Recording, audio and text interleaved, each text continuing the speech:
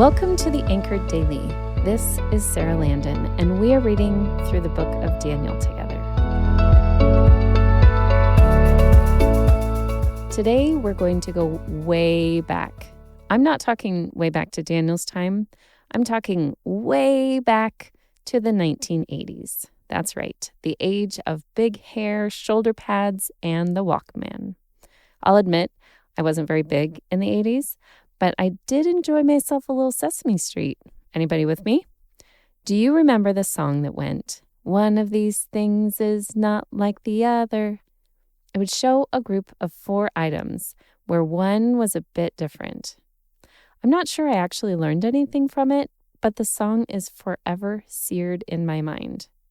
As I read Daniel this week, I couldn't help being impressed at how effective Daniel was in setting himself apart as not like the others among Darius's court. Today we are in Daniel 6, 11 through 28, and Daniel has been helping out the various rulers in Babylon for about 60 years now. Darius is the current king.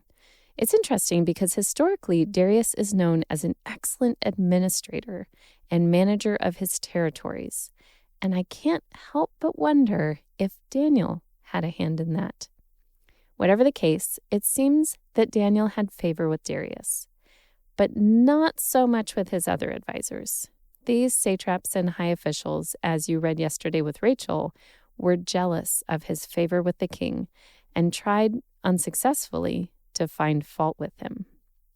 In our scripture today, we find that the officials are able to trap him as he is faithfully praying before his God, an act Daniel is unwilling to forego regardless of the circumstances. Daniel takes seriously the command in Deuteronomy 6:5 to love the Lord your God with all your heart and with all your soul and with all your might. It is something that clearly sets him apart from the other officials. The king realizes he's been trapped and tries his best to avoid the punishment of Daniel being cast into the lion's den. However, there is just no loophole, so he goes forward with the deed. Just before the den's entrance is sealed with a large stone, the distinguished king shouts in verse 16, "May your God, whom you serve continually, deliver you." The king recognized not only that Daniel was different, but why he was different. He recognized the importance of God in Daniel's life and Daniel's devotion to him. He even recognized that Daniel's God could possibly help him out in this situation. It's not exactly a prayer, but it's pretty close. In the morning, a sleepless Darius rushes to find Daniel's condition and again makes reference to Daniel's God in verse 20. "O Daniel, servant of the living God, has your God, whom you serve continually, been able to deliver you from the lions?" These are words of praise for the living God from a pagan king. And did you notice the phrase Darius uses again, "Your God, whom you serve continually"? I'm sensing a pattern. This is before Darius even knows the outcome.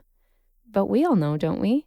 Daniel is delivered by an angel who pacifies the lions and shuts their mouths, supernaturally delivering Daniel from his would-be destruction. As Daniel is announcing his deliverance, he mentions in verse 22 that he was not harmed because Daniel was found blameless before God and king. Then in verse 23, we're told that he was protected because he had trusted in God. It is clear who gets the credit for Daniel's favor and salvation. As if it couldn't get much better, we get to my favorite part in the whole chapter, verses 25 through 27, where King Darius writes to all the peoples, nations, and languages that dwell in all the earth. "Peace be multiplied to you. I make a decree that in all my royal dominion, people are to tremble and fear before the God of Daniel, for he is the living God, enduring forever. His kingdom shall never be destroyed, and his dominion shall be to the end. He delivers and rescues. He works signs and wonders in heaven and on earth. He who has saved Daniel from the power of the lions." This pagan king sees Daniel's devotion, and it is a witness to him that is now shouted as praise from the rooftops, bringing glory to our God. Daniel's holiness preaches to those around him. So, church, what sets you apart? If someone were to look at your life, your habits, your faithfulness, would they see God's holiness at work? Would they know where your power comes from? Would they see you trusting the living God? In Hebrews 12:14, the author implores us to strive for peace with everyone and for the holiness without which no one will see the Lord. May we, like Daniel, live out the holiness God has for us, that the watching world may see and glorify him. Thanks for joining us today.